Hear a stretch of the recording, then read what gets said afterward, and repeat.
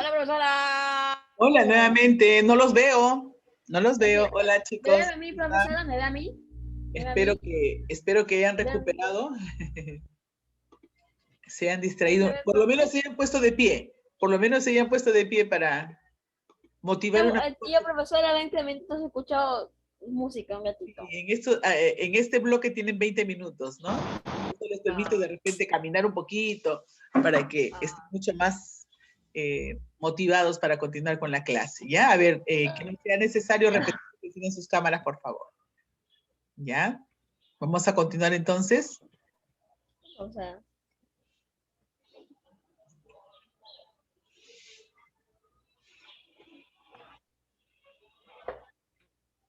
a las 2:20 terminamos, ¿no? Mi Ángelo, ¿cómo estás, Angelito? Miss, hoy Profesora, es el cumpleaños de Angelo. Ángelo, happy, happy, Ángelo. Un profesora, abrazo bien fuerte, Angelito. Que ¿puedo Dios te decir una bendiga. cosa? ¿Ya puedo decir una cosa? Que Dios te Eso bendiga. termina a las 2:20, ¿no? Así es. Listo. Vamos a continuar. Angelito, un abrazo bien fuerte, hijo, ¿ya? De todos tus compañeros también. Eh, que lo pases bonito, hijo. Bueno, ahora ya no es como antes de repente, pero por lo menos pasarlo en familia y que haya salud. Bien, vamos a continuar, Bueno, ¿ya? Vamos a continuar porque nos falta todavía parte muy importante de este contenido. Habíamos dicho que la biología pues se dividía en ramas, ¿verdad? Algunas ajá. ramas importantes que nos iban a permitir conocer algo más profundo. O sea, por ejemplo, cuando yo hablo digamos, de la anfibiología, que es la ciencia que se encarga de estudiar a los anfibios, por ejemplo, ¿no? Anfibiología. Se supone que esta rama se va a encargar de estudiar a los anfibios más profundamente, ¿no? La biología lo puede tratar de una manera muy superficial, pero la anfibiología se va a encargar de hacer un estudio mucho más profundo. ¿Qué tipo de anfibios hay? Porque hay diferentes especies con comportamientos y características diferentes también, ¿no? Acá tenemos a la ornitología, que se encarga de las aves, ya hemos dicho, las aves, ¿no? Tenemos a la entomología, y ahí nos habíamos quedado, ¿no? La entomología era la ciencia de los insectos. Y para que podamos precisar, los insectos son aquellos invertebrados que tienen 6 patas. Antiguamente, o también se les conoce como ciencia de la, dice, es un hexápoda, dice, ¿no? La entomología estudia los hexápodas. Hexa, 6 patas. Pueden o no tener alas, le decía, y pueden o no tener antenas. La carcinología se encarga de estudiar los crustáceos, ¿ya? Crustáceos. Los crustáceos forman parte de los artrópodos, por ejemplo. La ictiología, esta sí es bien conocida, la ictiología a los peces, ¿no? Ahí está. La herpetología también es muy conocida, ¿no? El de los reptiles, dice, ¿no? Las serpientes están dentro de ellos. Y la mastozoología, mastozoo, que se encarga de los mamíferos.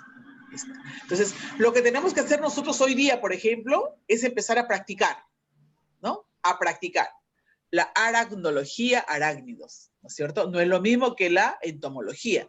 Los arácnidos no son lo mismo que los insectos, así que hay que saber diferenciar.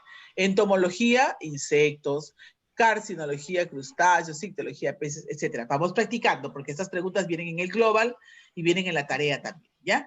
Botánica, la ficología, fico, el prefijo fico, algas, ¿ya? El prefijo térido, estudia las pteridofitas, que son tipos de plantas. La igualito, briología, las briofitas son musgos, ¿no? La carpología, frutos, ¿no? Y la palinología se encarga, puede estudiar la estructura de las esporas, que provienen de algunas plantitas que puedan emitir esporas o granos de polen, ¿correcto? Entonces, aquí hay algunos conceptos que de repente van a ser nuevos para nosotros, son nuevos, pero que hay que tomarlos en cuenta porque de alguna u otra manera nos van a permitir, nos van a facilitar un estudio más profundo, ¿ya? Si continuamos, aquí hay algunos más. Son muchísimos, ¿sabes? Estamos tomando en cuenta los más comunes. Aquí, por ejemplo, estamos en el mundo de la microbiología, uso de microscopio. Tenemos a la bacteriología, que estudia las bacterias. La protozoología, que estudia los protozoarios. La parasitología, que estudia los parásitos. No son los mismos. Los gusanos que les abrió Oxyurus, el Ascaris lubricoides son parásitos, ¿ya? Y la virología, que pondríamos un asterisco, porque la virología no debería estar acá, porque se supone que estudian a seres vivos, y los virus, ¿ya? Los virus no son seres vivos. Pero acá también lo dice, ¿no? Estudia los virus, cabe señalar que los virus no son considerados seres vivos, ¿ya? Pero hay que tomarlo en cuenta. Ahora, y por último, tenemos los niveles de organización. ¿Qué significa eso? ¿Cómo así los seres vivos estamos conformados, por decir así? En primer lugar, estamos formados por células. Entonces, las células, ¿quién lo estudia? A la citología. ¿Ya? Citología estudia las células. Pero las células, a la vez, las células están, si se unen, varias células forman tejidos. ¿Quién estudia los tejidos? La histología. Si yo reúno varios tejidos, formo órganos. ¿Quién estudia los órganos? La organografía. Estos órganos forman parte de una estructura corporal, en este caso llámese animal o planta, y esa estructura es estudiada por la anatomía. O sea, son ciencias que ustedes están viendo, ¿no? Que de acuerdo a la raíz que utiliza, determinan pues un tipo de estructura o organismo, ¿no? Aquí es organismo, acá es estructura. Esto es importante que lo estudiemos y lo memoricemos, por favor, chicos, poco a poco. Tampoco no lo van a hacer todo en un solo día porque va a ser difícil memorizar. Cada día apréndete bien, bien, bien, por lo menos 2 términos. Bien, bien, bien, por lo menos 2. ¿No? Mañana otros 2, pasado otros 2 y poco a poco vas ampliando tus conocimientos, ¿ya? Continuamos. Ahora viene una parte que es sumamente importante también. Nosotros no podemos ser, Gianfranco, no te veo, no podemos ser ajenos a este conocimiento, ¿ya? Es algo así como, Leonel, no te veo, Milagros, tampoco te veo, están anotados en mi lista también hoy día. Decía, ¿no? Si es que hay una persona que desarrolla un trabajo importante el día de hoy, ese personaje tiene que ser reconocido. Es algo así como los héroes que tenemos ahora, ¿no? Héroes de la independencia, por ejemplo. Hay personajes que hicieron algo, digamos, por una sociedad. Llámese Alfonso Ugarte, llámese Simón Bolívar, llámese San Martín, etcétera. Son personajes que hicieron algo por las poblaciones, ¿no? En el campo social de repente. Entonces, hay un reconocimiento. Muchos de ellos son emancipadores, héroes, etcétera. En la ciencia sucede algo parecido. Lionel, te estoy esperando. Lionel, estoy esperando tu cámara.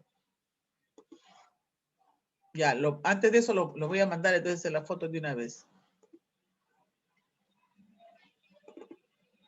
Listo. Salen sin cámara, teacher canal. Sonría, por favor, hijos. Ramírez, no te veo. Kathleen, no te veo, hija. No sé si puedes levantar un poquito tu cámara para que pueda salir tu carita. Lionel, voy a tomar la foto. Lionel, voy a tomar la foto. Te estás retirando de la cámara, no sé por qué motivo, voy a informar por escrito, ¿ya? A ver, chicos, una sonrisita, ¿ya? Listo. Permítame, voy a subirlo al grupal porque en el momento anterior no lo he hecho y a mí me controlan eso. Las mamitas están llamando por teléfono. Pues, Sí, te hay, escucho. hay compañeros que están... ¿En sala de esperas? ¿En sala de espera? No, no hay nadie en sala de espera, por si acaso. A ver. Una tal Ángela, profesora, una en el chat del colegio, ¿Ya? hay una niña que se llama Ángela que está pidiendo desde hace rato que entre. Pero no está en sala de espera. Claro, mis escrito que me deje entrar, mis, por favor. Pero no está en sala de espera. A ver, voy a tratar de verla, ya, espérense. A ver, ha escrito en el chat, dice, ¿no? A ver. No, no lo tengo. ¿A quién le he escrito? ¿A quién le he escrito? Avíseme, por favor. Porque no En el está bien. grupo, Ustedes están viendo la pantalla, ¿verdad? No hay nadie en sala de espera, miren, no hay nadie. Acá hay una, acá hay una. Milagros. Milagros se fue. Yo le dije que prenda su cámara y se fue. Y no ha salido en la foto. Milagritos, ¿ya estás con cámara? A ver, ¿estamos presentes cuántos? A ver. Estamos 19. Atauge, prende tu cámara. Voy a tomar la foto nuevamente. Jesús Alexander. La cámara. Fernando, la cámara. Voy a volver a tomar otra foto porque Milagros está entrando recién. ¿Ya? Solamente Yandel tiene justificación, parece. Una sonrisita entonces, ¿ya chicos? A ver, una sonrisita. Vamos a ver, ¿qué tal salimos? De guapos y churros, a ver.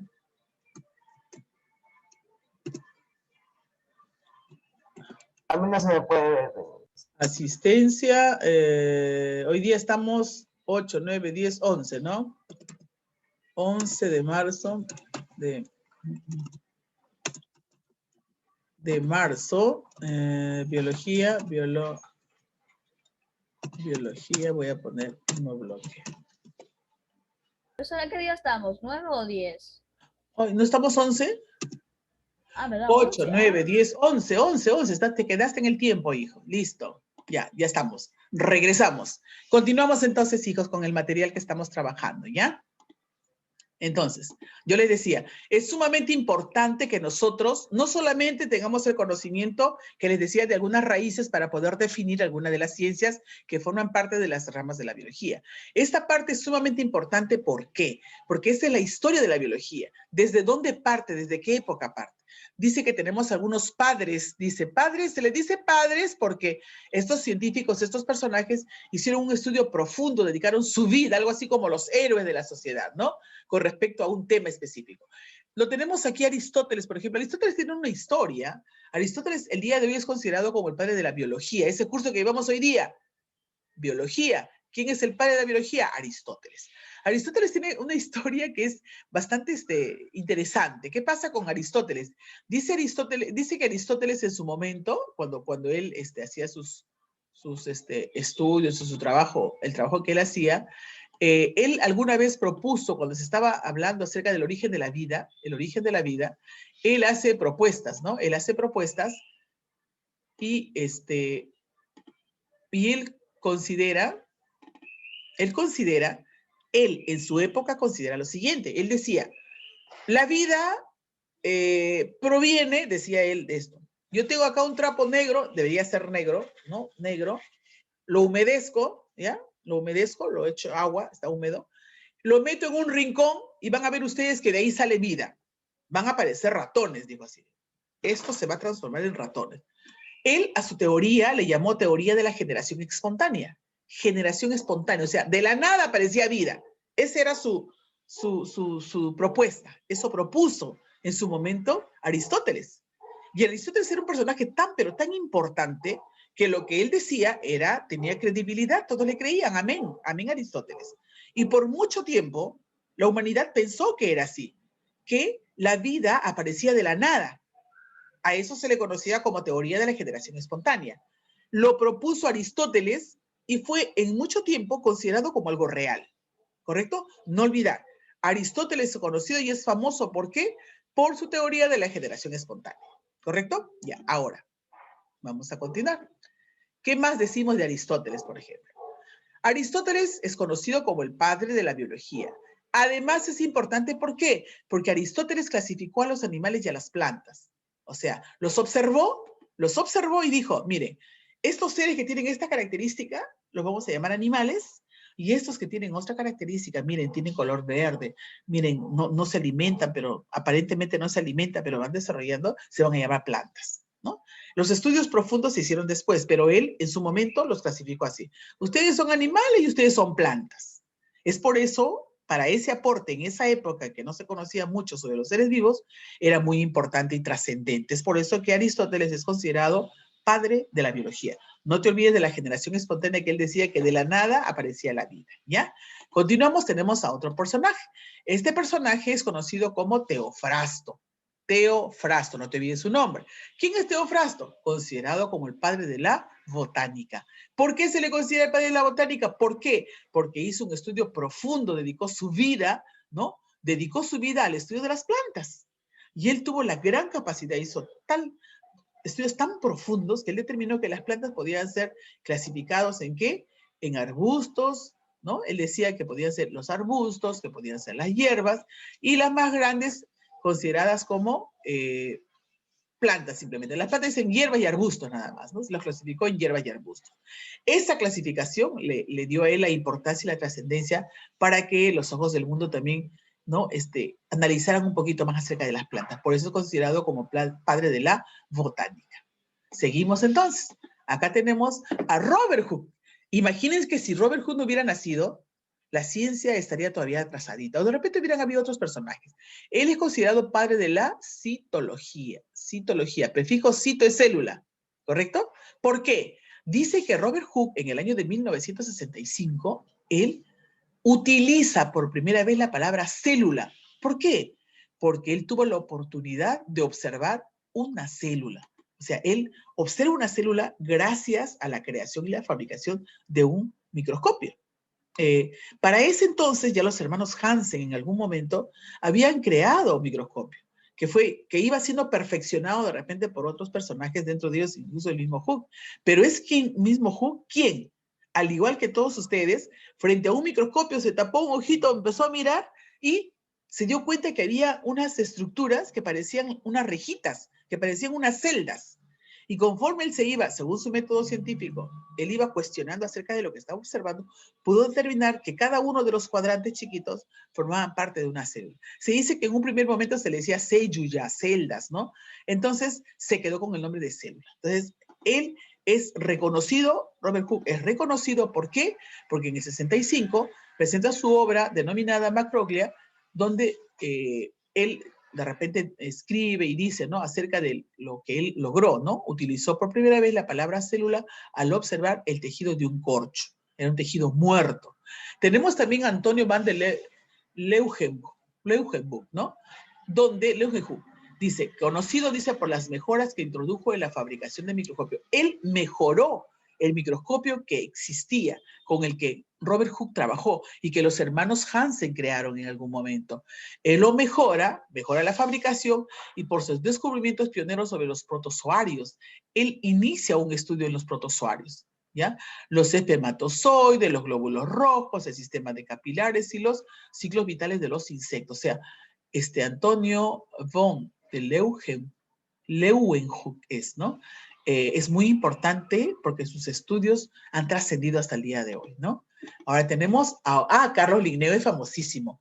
Carl von Linneo, más conocido como Carlos Linneo, es muy famoso, ¿por qué? Porque él empezó sus estudios dando nombres a los seres vivos, ¿no? Por ejemplo, si tú dices Homo sapiens, es un nombre científico, ¿no? Si tú le das nombre, por decir, a la cebolla, Ayu cepa. Le das nombre al lobo, Canis lupus. El perro, Canis familiaris. Esos nombres, Canis familiaris, Canis lupus, Ayu cepa, Homo sapiens, fue creado por justamente Carl Linneo. Él es el que hace un estudio y determina que cada especie debe tener un nombre científico. Y este nombre científico está compuesto por dos palabras, el género y la especie. Homo sapiens, Canis lupus, Canis familiaris, Vultus grifus, el cóndor, ¿no? Ayu cepa, sea mais, ¿no? O sea, son los nombres científicos de algunos seres que les estoy nombrando. Pero sepan ustedes que todos los seres vivos tienen un nombre científico. O sea, muchísimos, muchísimos.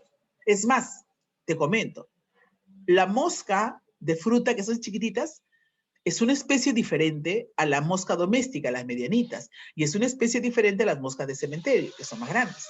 Y cada una de ellas tiene un nombre científico diferente. Es lo mismo, el hombre es Homo sapiens, sí, pero el gorila tiene otro nombre científico. Los monos tienen otro nombre científico. Los chimpancés tienen otro nombre científico. Nos podemos parecer, pero no somos de la misma especie, ¿correcto? Entonces, ese estudio en su momento lo realizó Carlos Linneo. Y además, ¿por qué también es importante? Y es conocido como el padre de la taxonomía. ¿Qué significa eso? La taxonomía es la ciencia que se encarga de clasificar a los seres vivos. Clasificar. O sea, ¿qué es clasificar? Clasificar es ordenar, por decirte. Yo voy a clasificar a los alumnos del primero N. Criterio de clasificación. Hombres, varones por acá, mujeres por acá. Ese es un criterio de clasificación. Eso es clasificar. Los que tienen lentes por acá y los que no tienen lentes por acá. Clasificación. Los que tienen cabello corto por acá, cabello largo por acá. Clasificación. ¿Correcto? Los que están con polo del colegio por aquí y los que están con polo blanco por acá. clasificación, correcto. Entonces, eso hizo Carlos Linneo. Carlos Linneo inicia la clasificación de quiénes. Carlos Linneo inicia la clasificación de los seres vivos. En un principio, hubieron clasificaciones que decía animales con sangre y sin sangre. Anaima y enaima decía, ¿no? Y poco a poco fue evolucionando. Vamos a verlo después. Entonces, ya sabes, Carlos Linneo, padre de la taxonomía, de la clasificación. Y es conocido e importante porque él propone la nomenclatura binomial, el nombre científico de cada ser vivo. Acá tenemos a Matías Schleiden, ¿no? ¿Quién es Matías Schleiden?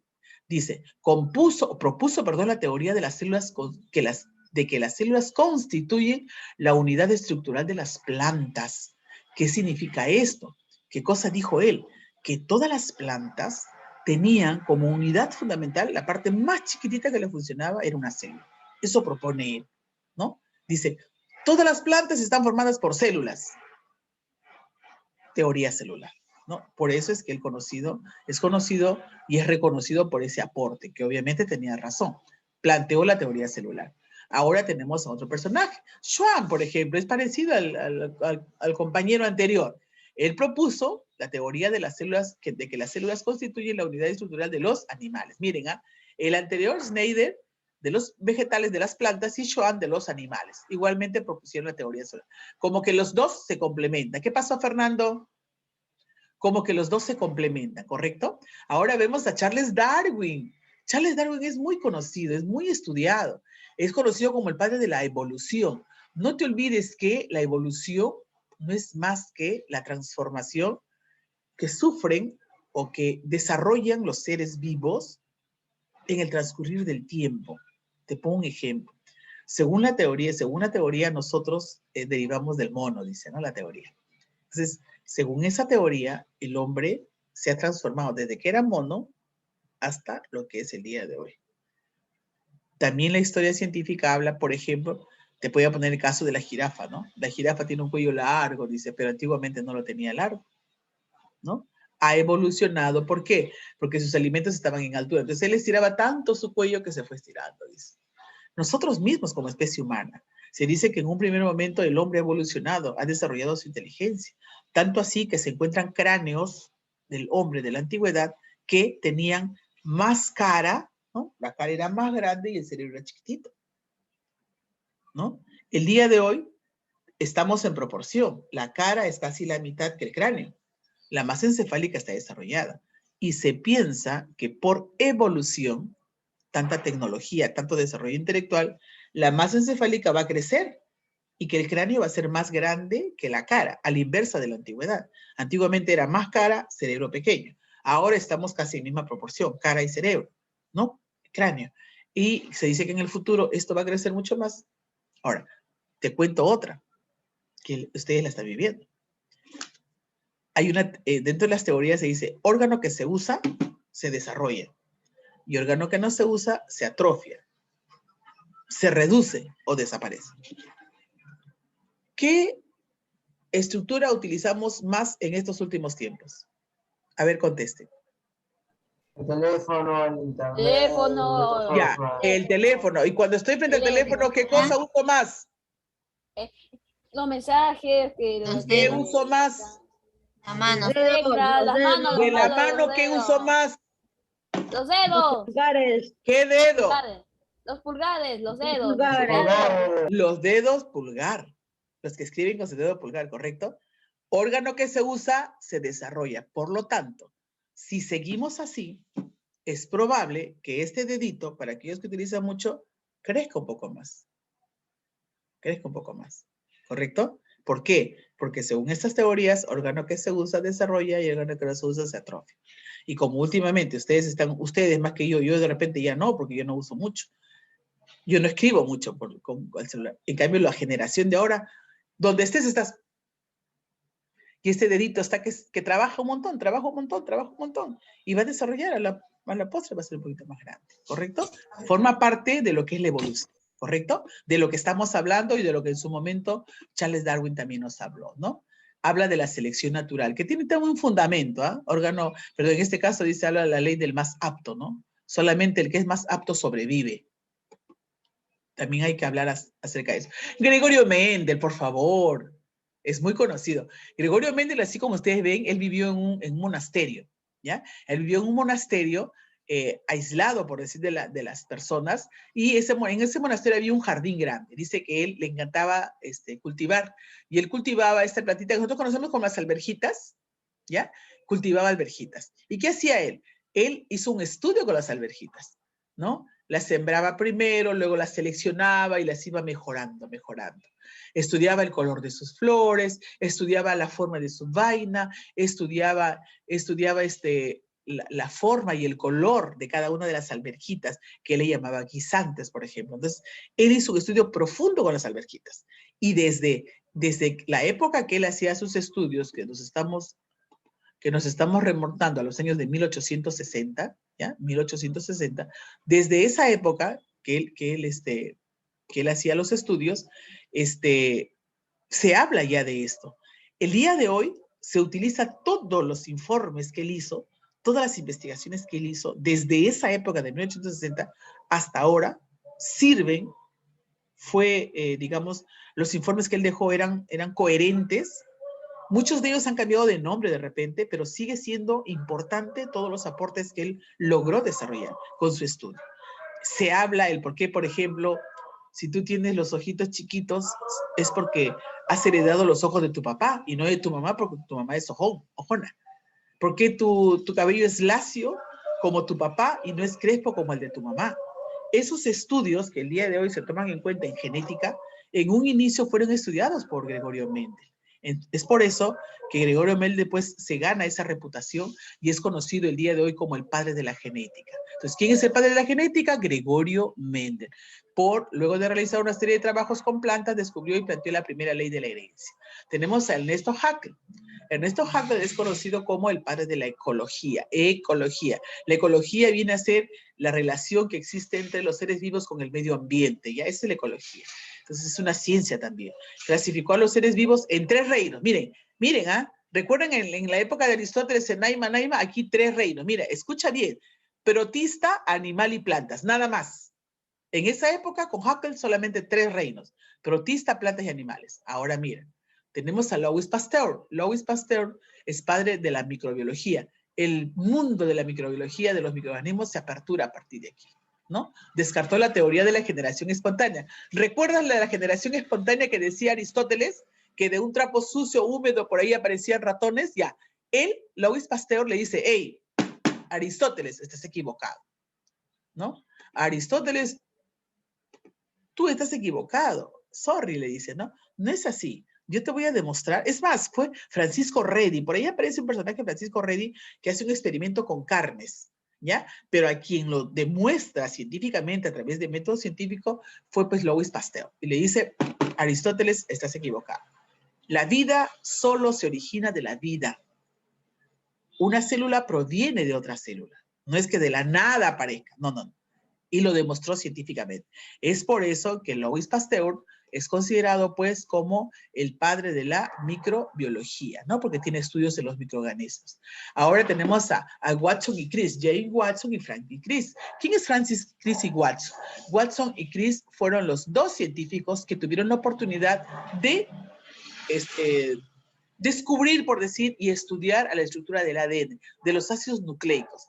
Esto, por ejemplo, les comento brevemente, tiene relación en la época de la Segunda Guerra Mundial, cuando dice que las personas, me imagino que los médicos, paramédicos, los enfermeros, ellos como científicos empezaron a recoger todas las vendas de las heridas de los soldados, donde habían vendado pues heridas, ¿no? Que muchos de ellos eran de muertos, donde existía secreciones purulentas es pus. Y ellos, ¿qué cosa hicieron? Recolectaron toda la pus, ¿no? Como estudio científico, los centrifugaron y pudieron darse cuenta que no solamente la pus eran células muertas, sino que tuvieron la oportunidad de poder conocer e identificar los ácidos nucleicos. Los ácidos nucleicos son una de las macromoléculas o biomoléculas que existen dentro de las células. Es muy importante porque tiene que ver mucho con la genética, ¿ya? Acá tenemos ahora a Lamarck. Lamarck es un parecido, un contemporáneo, enfocan a lo mismo junto con Darwin, ¿ya? En 1809 publicó su filosofía sobre la zoología, donde propuso la ley del uso y desuso, ¿no? ley de los caracteres adquiridos también. Luego acá tenemos a Whittaker. ¿Qué cosa dice Whittaker? ¿Recuerdan ustedes que anteriormente habían clasificado a Haeckel en 3 reinos? Whittaker dice, hey, un momentito Haeckel, permiso.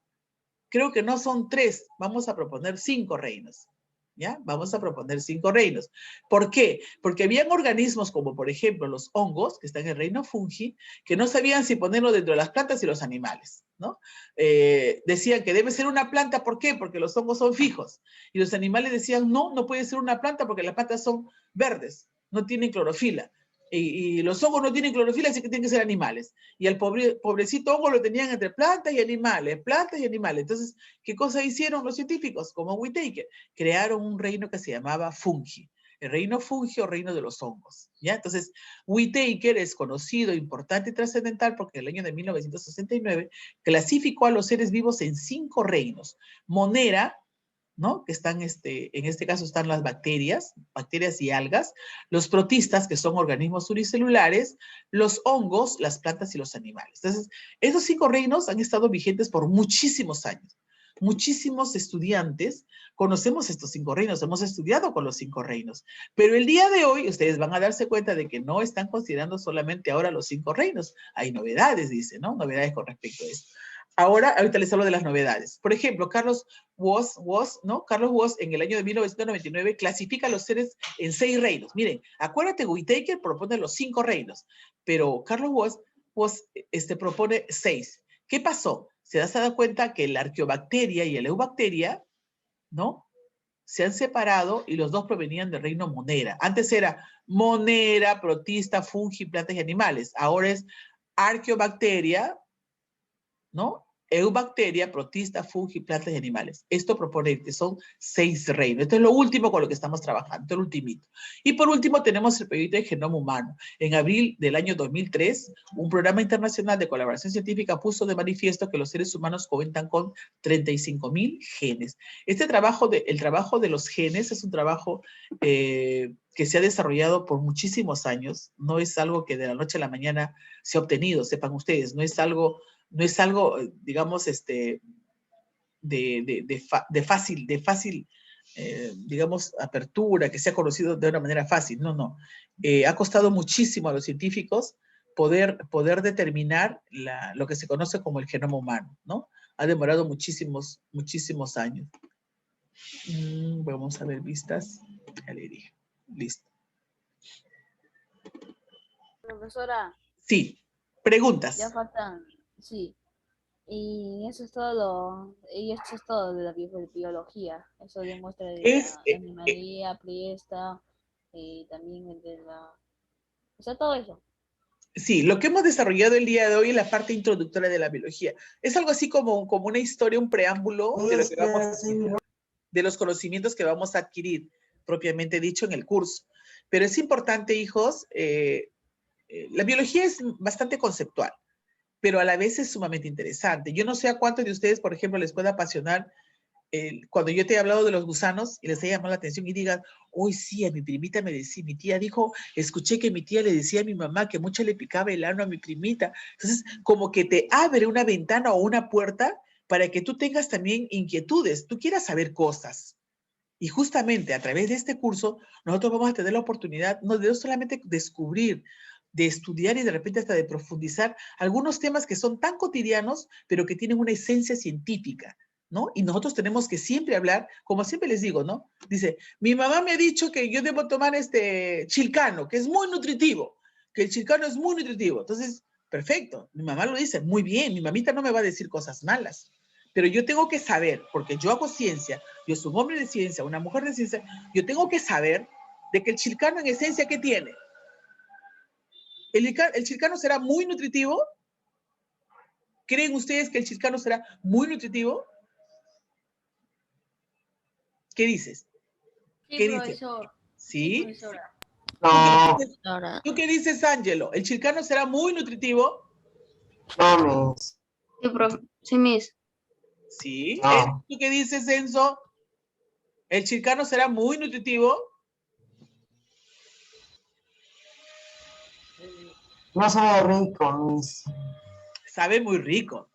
Ataque No sabe cámara. rico, estoy diciendo. Ya, yo les comento. Para que nosotros hablemos de nutrición, por ejemplo, tenemos que saber que es necesario que nosotros tengamos la oportunidad, Joan, tu cámara, tengamos la oportunidad de consumir los alimentos y sobre todo los alimentos que deban ser balanceados de acuerdo a mi requerimiento, de acuerdo a lo que yo necesito. Y nosotros nos alimentamos, ¿por qué? Porque mi cuerpo lo necesita. Algunos me dicen, Miss, pero ¿por qué comemos? ¿No? O dice, porque tengo hambre. ¿Por qué tienes hambre? Porque tus células te están pidiendo. Tus células te están pidiendo el alimento. Y te están pidiendo de qué manera. Ustedes deben de saber que nuestras células, al igual que nosotros, respiramos. Las células respiran. Las células se nutren, sí. Las células trabajan, por supuesto. Dentro de cada célula hay mitocondrias que permiten hacer y formar el oxígeno y transportar el oxígeno y producir la energía. O sea, hay acciones, actividades que realiza nuestro cuerpo, ¿no? Que generan un gasto de energía. El simple hecho de respirar, estás gastando energía. El simple hecho de pensar, de estar atento, de estar poniendo atención con tus ojitos, estás consumiendo tu energía. Estás consumiendo el pan que te tomaste en el desayuno. Estás consumiendo la leche o la avena que consumiste en la mañana. Se va consumiendo. Entonces, nosotros nos alimentamos ¿por qué y para qué? Nos alimentamos para reponer aquello que vamos gastando.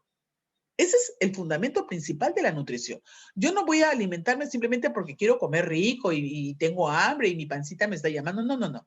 Nosotros tenemos que tener claramente entendido de que nosotros nos debemos, es más, no solamente de alimentar, sino de nutrir. ¿Para qué y por qué? Para recuperar lo que mi cuerpo está gastando. O sea, yo tengo que reponer, yo tengo que devolverle a mi cuerpo todo aquello que está gastando. Yo muevo las manos, yo estoy hablando, yo estoy pensando, ¿no? Yo estoy interactuando con ustedes y en ese momento se está gastando, hay un gasto de energía. Y ese gasto de energía tiene que ser recuperado. Es por eso que yo tomo mi desayuno, tengo que almorzar para reponer aquello que se ha gastado. Eso es importante que nosotros podamos entender, porque eso forma parte de lo que es el conocimiento biológico. Ahora, si por ejemplo a mí me dicen que el chilcano es muy nutritivo, yo tengo que hacer una observación, tengo que analizar científicamente, de repente a través del método científico. ¿Qué cosa contiene un caldito de chilcano? Tiene agua, en un 98% de repente, y, no sé, alguna esencia porque la mamita preparó el pescado y lo aplastó y que me dio todo el juguito. Perfecto. Pero lo que yo estoy recuperando con un chilcano generalmente es agua y sales minerales. Pero mi cuerpo no está hecho solamente de agua y sales minerales. Mi cuerpo tiene proteínas y necesita proteínas, tiene carbohidratos y necesita carbohidratos, y tiene lípidos y necesita los lípidos o grasas. Entonces, yo tengo que reponerle también eso.